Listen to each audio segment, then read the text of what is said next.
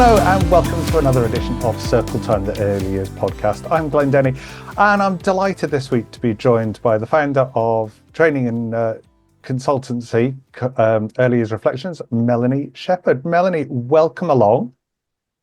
Hi, thanks for having me. It's an absolute pleasure. So, Melanie, you're literally not that far from me. We live in the same area. Yeah, yeah, we're really close, aren't we? I know it's not often I get to talk to somebody and they are literally just up the road from me, which is strange because we're Yeah. still doing this in the usual way. But it's so lovely. So tell us a little bit about yourself first of all. What's your background in early years? Yeah, so I trained as a primary school teacher initially. That's what I kind of did at first, but always kind of drifted towards the kind of nursery reception end. And that was kind of in London. And then when I moved up to York, I kind of ended up in nurseries a little bit by accident and sort of fell in love and have been here since. So I kind of worked from practitioner up through kind of leadership management. And then my most recent role within a nursery was head of quality and childcare. And then towards the end of last year, I've set that up as sort of a business on my own. So kind of focusing on supporting settings to develop their quality, but also supporting staff teams and that kind of thing as well. Just wherever's needed really for that setting. Brilliant. That's fantastic. Yeah. And it's good that you've kind of gone through that whole thing of going, early years through and through, and you've worked your way up as well. So you've got that really good understanding from the floor all the way up as well, to be able to kind of give that real life support. Yeah, kind of been through a range of different roles, so can kind of sympathize, I guess, with the challenges that people face at different sort of levels of early years. Definitely, definitely. Now, our topic today we were going to be talking about is well-being, but not necessarily looking at children's well-being. That's a whole other subject for another time. Yeah. But we're actually looking at an important subject, which is the well-being of the team and what we can do to support that and what things that we can do to put in place. So, how do you go about it? What do you feel is important to start with? It's a big question, isn't it? Oh yeah. I think I think the thing is that we do talk a lot about children's well-being, but I think it's that thing of kind of putting your own sort of life vest on first on the aeroplane. And we have to be looking after ourselves as adults before we can kind of support children's well-being as well. So I think it almost needs to come first, even though it's not always the first thing that people think about necessarily. But yeah, it is a big question. I think there's obviously an issue with pay and sort of that kind of side of stuff, which is kind of a separate thing that we can't necessarily do a huge amount Oh, about. we haven't got time on a podcast for that No, one. we haven't got time. So I think it's like finding ways to support staff wellbeing and show that appreciation without it having to necessarily cost a huge amount, or nurseries don't have a load of spare cash kicking around at the minute, especially with various new announcements that are Oh yes. always being made. So I think it's about finding little ways that you can appreciate your team. And I think the big thing is getting to know your team and knowing what they value in terms of appreciation and well-being. Yeah, I mean, you said something there that instantly put a light on in my mind. In one setting I worked in as the manager, the well-being of the staff was really, really low. And I think what you said there about getting to know the staff, I think I learned. It took me a little while to get, this was my first manager's job, and it took me a while to realize that, but actually getting to know each of the staff members and their likes, dislikes, how they worked, the way they are, and why, importantly, they are the way they are, actually helped to support them. And I had staff coming up to me sort of many months down the line that they actually felt supported and listened to. That was an important thing as well. And that was kind of revolutionary for them as well as for me. I'm like, okay, nobody was listening to you before? What? Yeah. Yeah, it feels like it's really an obvious thing, doesn't it? But unfortunately, in a lot of, not just early years, but in general, in a lot of places, that isn't always happening, is it? The staff don't feel valued. And I think that straight away, you're fighting a losing battle if they're not feeling valued. Anything else you put in place, any sort of perks and benefits and that kind of thing, it just feels tokenistic if they don't actually feel valued when they're there. I think that's it. I think that's kind of the bedrock of it, really, isn't it? Is that ensuring that your staff genuinely feel valued and supported, and Hmm. then all the other things that you do actually have more meaning and more impact. So, Yeah. Cake Friday, it's just Yeah. like you say, it was tokenistic if you don't know that, one member of your staff's actually gluten free and you don't bring a Yeah. gluten free cake in. There's Yeah. things like that, isn't there? Yeah, absolutely. And I think it's about knowing how they like to be appreciated as well. Because for some members of the team, it might be standing up in front of a staff meeting and being celebrated in front of people. But for someone, that'll be their absolute worst nightmare. So knowing actually that that person would rather you just had a private conversation with them and told them how great whatever it was that they'd done, or even just thanks for getting through a really tough day. Like, just it doesn't have to be massive. But we did quite a lot of work on when I was managing one setting. We looked at the five languages of appreciation, which are basically the same as like the love languages in a Mhm. relationship, but transferred into like a work context. And that really helped because it helped to get to know the team and whether they enjoy whether they're appreciation language was around words of affirmation or whether it was quality time, or we found acts of service was quite a big one. So actually Mhm. having a manager who will help out at those busy times and go in and Yeah. clean the floor at the end of the day when you don't have time to do it and that kind of thing, that was quite high up on a lot of people's lists. Rather than, we were quite good at the time at the gifts, we were quite good at having like chocolatey treats and bits in the staff room and all of that stuff, but actually for some people it didn't mean anything. Mm. I know what you mean. That was another comment I got from same setting. It was like I kind of went through. I'd been doing some work in the office, and I came through, and it was like I'm not going to say it was chaos at lunchtime, but it was busy. It was really super busy. You know what it's like at lunchtime. You're Yeah, feeding these hordes of children that are yeah, hungry and but desperate to get back to play all at the same time.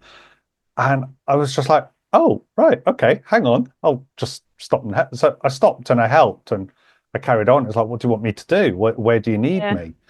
And it was later on, again, one member of staff came up to me and said, we're not used to that. yeah, It's like, why wouldn't I come and help?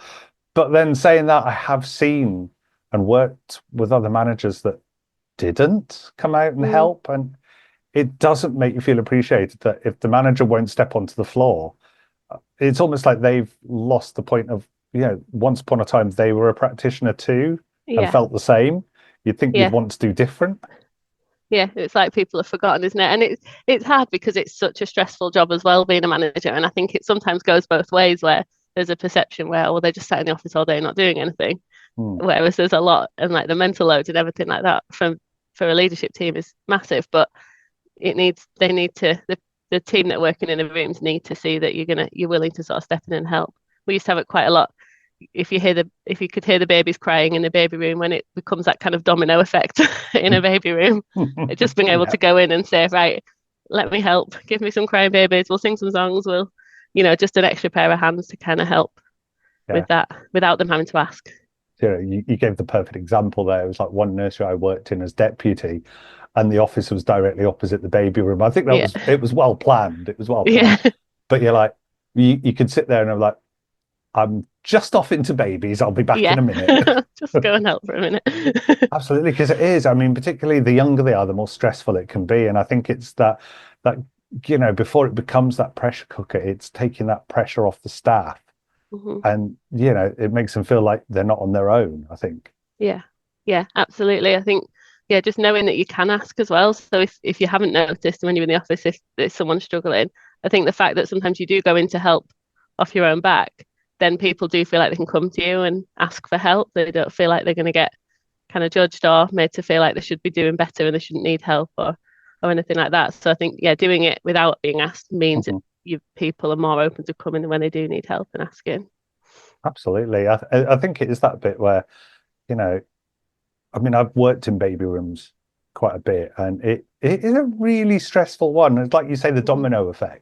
One Yeah, starts crying, then the next one, then the next one, then the next one. yeah. Before you know it, you're like sat in the middle going, "Well, I'm just going to cry too." Yeah, we'll just all join in.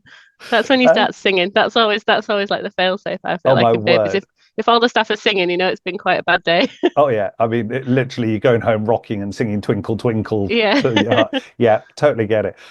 There's other bits as well. I think we've talked a little bit, like, well, I'm not saying we've talked a little bit. We've touched on things like the Cake Fridays and the kind of the Mhm. tokenistic things, but there's other simple things as well, like just saying thank you as well. Yeah. I mean, I don't know what you were like, but I always, at the end of the day, if I've got a supply member of staff coming in or whatever, I'll always say thank you to them. But I always say Mm, thank you to my permanent staff as well, yeah. because why wouldn't you?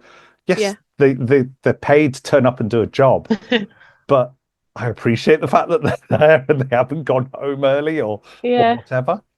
Yeah, I think it's like the easiest thing you can do. And I'm not going to tell you that there wasn't some days where I was head down in work as people were leaving and I forgot to say thank you. But generally, I think if you can just be there at the end of the day saying thank you to the team, and even just through the day when when you're in and out of rooms and things like that, and just when you spot those little things, I think if you can catch them in the moment and say thank you or well done or um, just acknowledge it, Mm, then people, again, they feel valued and they feel seen. And I think that's just really important to um, keep them going when it is a tough day and it is a tough job. We know that. So anything you can yeah. do to just make them feel like someone's on their side, I think is really important. Oh, definitely. I mean, the another sort of form of message as well. Like, I think a lot of nurseries now have like WhatsApp group chats and things. And I know there was Hmm. some days in a previous setting, and it was just absolute mental week, and yeah, it was just non-stop.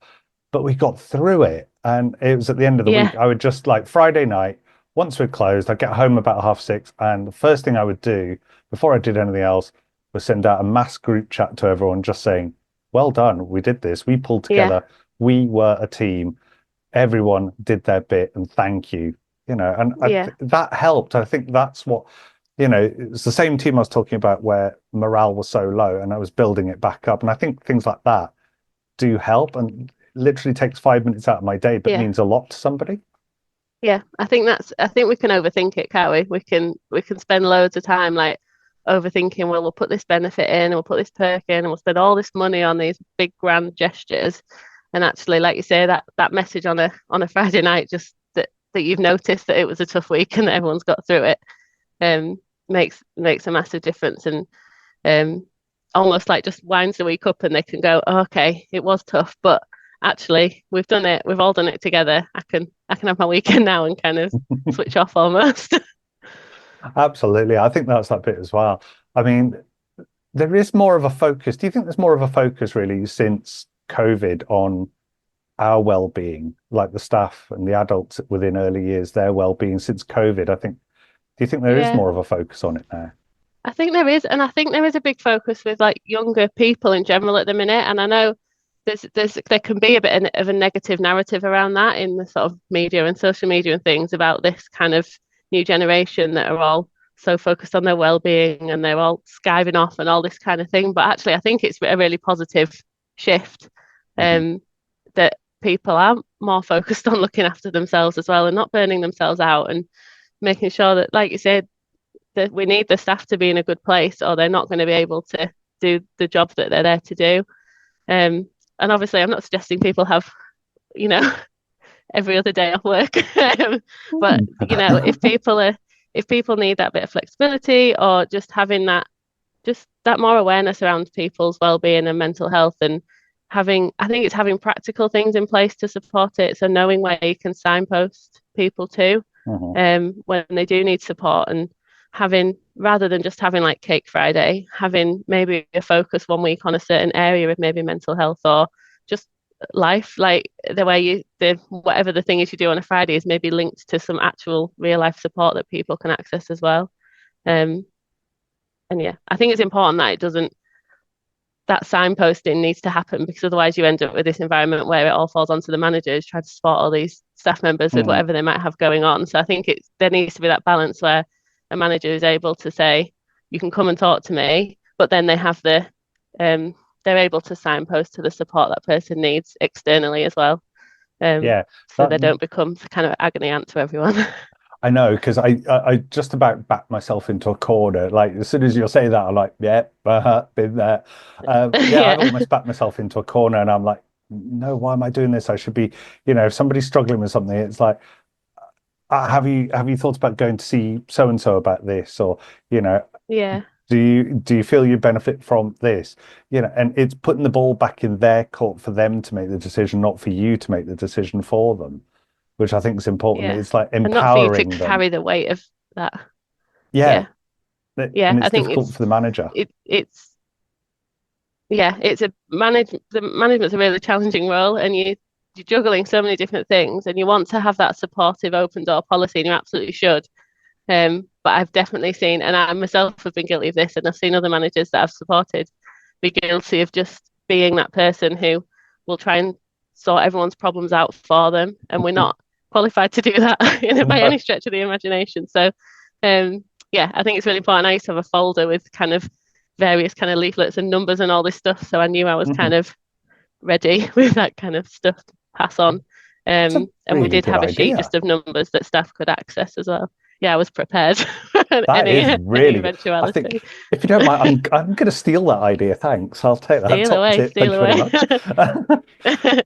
There is that bit though. It's like you say, it's important to have that open door policy as well, isn't it? Hmm. Yeah, Try not to be the agony aunt or agony uncle, whatever. But it is important that staff feel that they can talk to you and approach you as well. I think that's hugely important that you're not just this ogre that sits in an office and makes demands. yeah, yeah. I think you need, and it's that thing again of getting to know your team and knowing a little bit about their kind of home life and being able to ask, how was that? How was parents' evening the other night when you went? And or like how was that date night you went on with your husband at the weekend? And just having a little knowledge, and then it opens the door to those conversations where they might actually need to say, "Well, do you know what? Parents' evening was really tough. Like we had this is kind of how it went, and I don't really know what to deal with it." And just knowing that they can talk to you about stuff that isn't work related as well. And Mhm. again, not to the extent that you're everyone's agony aunt, but just that you know about them and you value their home life as well as their work life, and you know how important that is to them. Because I think sometimes it can that flexibility, and we can't always give it. But Yeah. be, if staff know that you'll try and get them to appointments and you'll try and get to these parents' evenings and whatever it is, I think they just see that you value them holistically and not just in a work context. You're not just valuing their well-being so they're at work all the time. You actually care about them. Yeah, I mean that's kind of made me think about something I did very recently with my own team. So I had I had one of those pull your hair out kind of weeks one recently Uh-huh. where I had one member of staff who was off with her little one, which is fine, and then I had another member of staff who was going to come in and cover, and then she ended up sick. Somehow we managed to cover it, as it's as early years miracles always happen, and we somehow Yeah. managed to cover these things. Um, but it was tough. And I thought, right, okay, when everyone's back in, I didn't want to put this in the group chat because I thought this isn't appropriate. I need to talk to everyone face to face so that they know that I'm being genuine and that they know I'm being sincere. But what I did was I talked to them and said, I'm not going to lie, finding cover is difficult because we're only a small setting. Finding cover is difficult, but that's not your problem. If you need Yeah. to be off because your little one's not well or you're not well, my concern is that your little one gets better and that you are able to be there to look after them, or that you get better because then the more you keep trying to come back to work, the longer you're going to be off. Okay. I want you to be able to look after yourselves. And that's my priority there. Never mind the Hmm. hassle that's going on in the background. That's my job. I'll sort it. But just take that time because you need it. I've got people that I know won't mess me about and just drop off every 5 minutes. And I thought that message was really important for them to hear. And it wasn't Yeah. just platitudes. It was genuine because I wanted them to hear it and know that, in all honesty, yes, it's difficult, but Hmm. it's necessary. I need them to do it. And it came back to bite me on the backside the other day because, yeah, being off work and not well. Um, I tried to go in. I'm like, I'm really not well enough. It's like, well, what are you doing here? You told Yeah. us that we should contact you. And I was like, yeah, okay. Basically, I got sent home by my deputy manager, which is fair enough. I like it. Yeah, yeah. So they were looking Yeah. after me as well. So there is that back and forth there that Yeah. if you're valuing them, they'll value you as well. Yeah, absolutely. And I've seen that work really well within teams at the settings I was last working for where they do look after each other, and I think that's okay. It's fine for there to be that vulnerability a little bit from the leadership, obviously to to a certain extent, but for them to be able to say to you, look, should you be here today, is like shows that you've got that relationship with your team where because you're honest with them, and they Mhm. can feel like they can be honest back to you, and it's not going to be taken in the wrong way. It's going to be taken in the Yeah. way that that it's meant, which is you care about them, so they care about you. I think that's it. Is like there's a an open and honest culture that needs to be developed, isn't there? Hmm. Which will create that safe space, that safe area of well-being for everyone, I think. Yeah, yeah, and I think you don't want to go into work sort of scared and worried, do you? Because that's not good for your well-being. So anything that you can, any environment that you create where if they are having a tough day, they can come and say, "Look, I'm not at my best today. I sort of Mhm. know that I'm not. I'm fine to be here, but I know it's not going to be my best day." Then you can go, "That's okay. We'll give you a bit of grace today. That's fine. We'll try and give you tasks that maybe don't need you to be at your full kind of capacity." And they not going in kind of worried about that. And also being able to come to you if they've made a mistake or are struggling with something. That I just think it's so important that there's not a culture of sort of fear, because for well-being for anyone, that's just sort of it's just not going to help, is it? No, I mean I've had that sort of both sides of that kind of argument. Really, I've had the side where any minor mistake I've made I was made to feel like it was the biggest mistake in the world and that I was Mm. useless at my job. And I had 13 years of that. But the positive I've taken from that is that's not how you manage people. That's not what you do. That's Yeah, not the kind of environment you want. But then I've also worked in a setting where and I'll hold my hands up to this. I was still fairly new at the setting. I hadn't realized the child um, was dairy free, and I accidentally gave them cow's milk. Not a life threatening one. I will hold my hands up and say it's not life threatening, and they didn't hmm, have a huge amount of it, but it did bring them out in blotches. So a quick dose of Piriton, they were fine. But the manager wasn't like down on me like a ton of bricks. They were like, yeah, okay, right, what can we do so that everybody's clear about this? She saw it as a learning opportunity for everybody, not just to yeah. pinpoint the blame onto one person. And that was really good as well. And I took that on board as well. Yeah, I think that's it just makes a massive difference when like you feel like someone's got your back, I suppose, isn't it? It's human error does happen. And I think most managers can see when something was human error and something was actually someone that just isn't bothered or um and couldn't be bothered that day, sort of thing, to pay attention. And I think often then the job is right, how can we minimize the chance of human error? Because human error it can happen, can't it? We Yeah. all have those days. So how do you put things in place to prevent that? And the more that's in place, the more supported this team feel to kind of be able to get on with a job without having to worry so much. And I don't mean that in a way of not worrying about allergies or anything like that, but just in terms of No. the systems are there to support them to help prevent those errors from Yeah, happening. you come up to a child and go, I can't remember, but I know where to look for the info. Let me just go and do Yeah. that first. Yeah, I mean, I've done a similar thing in my current setting where we have what we call the AIM sheet, the allergies, intolerances, and medication sheet, Hmm. and it's there and it's just quick reference rather than having to go onto the tablet to go and get the information Yeah. about each individual task. We just have them like the details are there, and it's one of those things. It makes the process simpler for everyone, and it's again just something that I've taken, and it's taken that little bit of stress out that I Yeah. can't remember if this child's dairy free or not, or whatever. Oh, that's it. There was Yeah. a child the other day Sorted. I couldn't remember if they took eggs or not, and it was like I'm getting the wrong child here. Open the cupboard door. Yeah, I am getting the wrong child. That's okay. They can have eggs. Yeah. Yeah. And I think anything you can do to relieve the pressure that the team are feeling on a day to day, because there's so much they do have to think about. So anything you can have in place that just lifts that stress a little bit from them Mhm. um, is really important. I think as well, like we were talking just previously about um, the activities and like praising the staff for the things that they do with the children. It's like, I mean, I have a culture where the staff are free to try anything they want to, any ideas and activities they want to do with the children, as long as they can tell me their why. Yeah. That important why, tell me Yeah. why. Like, for example, I walked out from having my lunch, walked into the main playroom, and the whole place was upside down because two staff had decided to change it round. I went, okay, Hmm. why? And they turned around and told me why. So I just went, okay, carry on, bye. Yeah. And left them to it because they had something in mind. And it was like, okay, brilliant. That's fantastic. They'd spotted something and they were praised for it because that's what needed to happen. And they'd spotted that and seen it. And I praised them for it because, Mm. why wouldn't I? That's something really, really keen that they've they've done and spotted. Yeah, I think sort of honing into their kind of strengths and things like that and letting them be creative. And again, it's that listening to them and valuing their kind of strengths. And I think it can come into kind of training and things like that as well, because we're really quick to give staff training for areas that they're not as confident in or need to develop. But I think sometimes some of the best kind of outcome from training and professional development is when we send practitioners on things that they're really interested in and really Yeah. passionate about.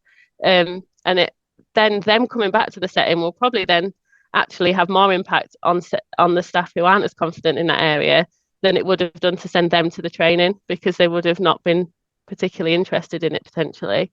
Um, and I think I sort of believe in that for children as well. Sometimes we focus too much on what they need to develop and rather than the strengths that they already have. Yeah. But yeah, I think for the team for professional development, letting them letting them focus on their strengths and what they really want, that what they're really passionate about has a much bigger impact. Yeah, definitely. I think that was another thing I introduced as well was having an hour's CPD time. You know, Mm, just they're free to do whatever they need to or want to in this time, and it's covered. And great, yeah, brilliant. And it's something that's appreciated. And again, it doesn't cost me anything, which I think as managers we really do have to look at the purse strings a lot. Um, yeah, which is yeah, like sad but true, but that's what we kind of have to do. yeah, Um, but yeah, it's something that if you can do it and it's appreciated and it's being used well, then do it.